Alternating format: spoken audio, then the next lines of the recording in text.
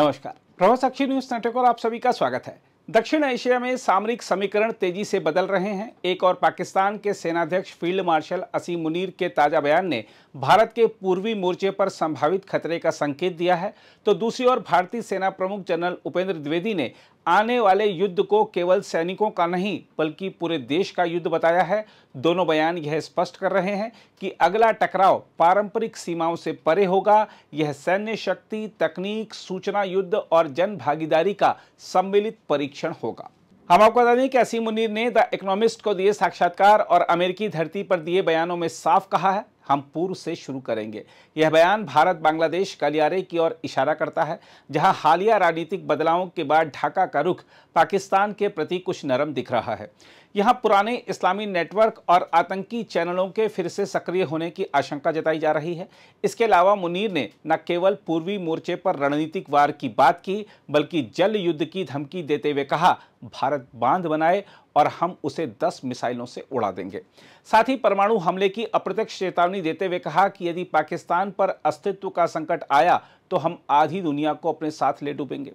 मुनीर के बयान उस समय आए हैं जब पाकिस्तान अमेरिका रिश्तों में सुधार देखने को मिला है। अमेरिकी सेटकॉम के शीर्ष अधिकारियों से मुलाकात और पाकिस्तान को फिर से अमेरिकी रणनीतिक मानचित्र में लाने का दावा मुनीर के आत्मविश्वास को बढ़ा रहा है।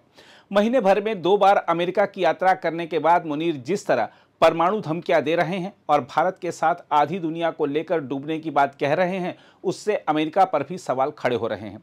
देखा जाए तो पाकिस्तान के सेना प्रमुख असीम मुनीर का अमेरिका की धरती से भारत को सीधी परमाणु धमकी देना केवल द्विपक्षीय संबंधों के लिए नहीं बल्कि वैश्विक शांति के लिए भी गंभीर संकेत है। यह बयान ऐसे समय में आया है जब अमेरिकी राष्ट्रपति डोनाल्ड ट्रंप खुद को भारत पाकिस्तान के बीच शांति दूत के रूप में प्रस्तुत कर नोबेल शांति पुरस्कार के लिए नैतिक आधार तैयार करने की कोशिश कर रहे हैं।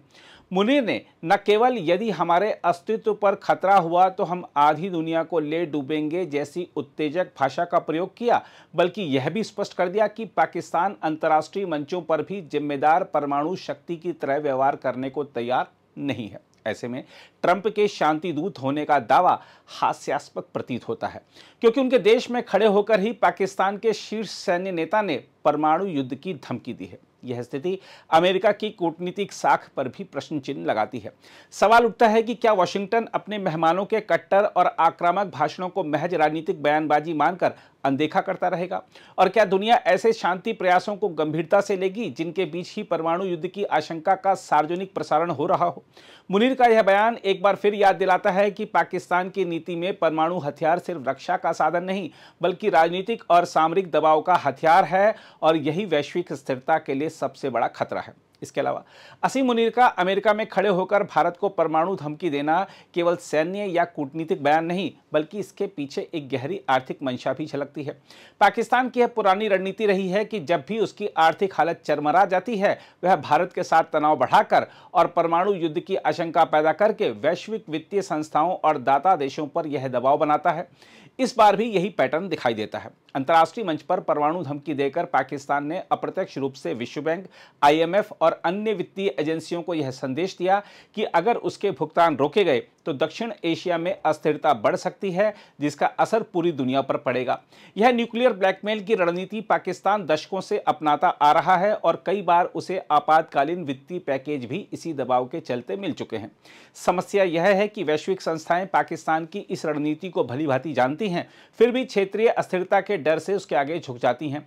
यह प्रवृत्ति न केवल अंतर्राष्ट्रीय कानून और जिम्मेदार परमाणु आचरण के खिलाफ है बल्कि इससे पाकिस्तान को यह गलत संदेश भी जाता है कि वह धमकी की राजनीति से आर्थिक लाभ उठाता रह सकता है। वास्तव में यदि दुनिया सचमुच दक्षिण एशिया में स्थिरता चाहती है तो उसे इस तरह की परमाणु धमकियों को पुरस्कृत करने के बजाय इन पर कड़े आर्थिक और कूटनीतिक प्रतिबंध लगाने की नीति अपनानी होगी। दूसरी ओर भारतीय सेना प्रमुख जनरल उपेंद्र द्विवेदी ने IIT मद्रास में स्पष्ट शब्दों में कहा, अगला युद्ध निकट हो सकता है और हमें इसकी तैयारी अभी करनी होगी। उन्होंने होल ऑफ नेशन दृष्टिकोण पर जोर देते हुए कहा कि इस बार लड़ाई सिर्फ सीमाओं पर तैनात सैनिक नहीं लड़ेंगे, नागरिक तैयारी, तकनीकी श्रेष्ठता और सूचना प्रबंधन उतने ही निर्णायक होंगे। उन्होंने ऑपरेशन सिंदूर का उदाहरण दिया, जिसमें पहलगाम आतंकी हमले के जवाब में पाकिस्तान और POK में सटीक हमले किए गए। इस अभियान में तकनीक, सामरिक संदेश और अंतर्राष्ट्रीय स्तर पर नैरेटिव सेट करने का संयोजन किया गया। पाकिस्तान के भीतर जहां इसे जीत के रूप में पेश किया गया, वहीं भारत ने जस्टिस डन संदेश के साथ वैश्विक स्तर पर समर्थन हासिल किया। इस संदेश को महिला अधिकारियों की प्रेस ब्रीफिंग और विशेष ऑपरेशन लोगो जैसे प्रतीकों से और मजबूत किया गया। देखा जाए तो यह साफ है कि पाकिस्तान की धमकियों में केवल सैन्य टकराव का इशारा नहीं, बल्कि मनोवैज्ञानिक और सूचना युद्ध का भी संकेत है।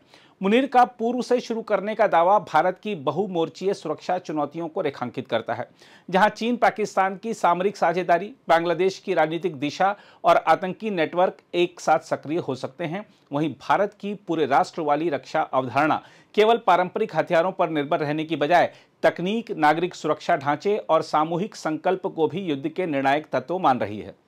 बहरहाल, मुनीर के बयानों और जनरल द्विवेदी की चेतावनी में एक साझा संदेश छिपा है। अगला संघर्ष बहुआयामी होगा। यह पूर्वी और पश्चिम मोर्चों से लेकर सूचना और साइबर स्पेस तक फैला होगा। भारत के लिए यह समय केवल सैन्य तैयारी का नहीं, बल्कि राष्ट्रीय एकजुटता, तकनीकी नवाचार और अंतर्राष्ट्रीय कूटनीति को एक साथ साधने का है, क्योंकि इस बार खतरा न सीमा जानता है, न पारंपरिक युद्ध के नियम। अगर आप भी लेना चाहते हैं देश दुनिया की तमाम जानकारी, तो आज ही सब्सक्राइब करें हमारे चैनल को। साथ ही नीचे दिए बेल आइकन को जरूर दबाएं ताकि हर अपडेट आप तक पहुंच सके।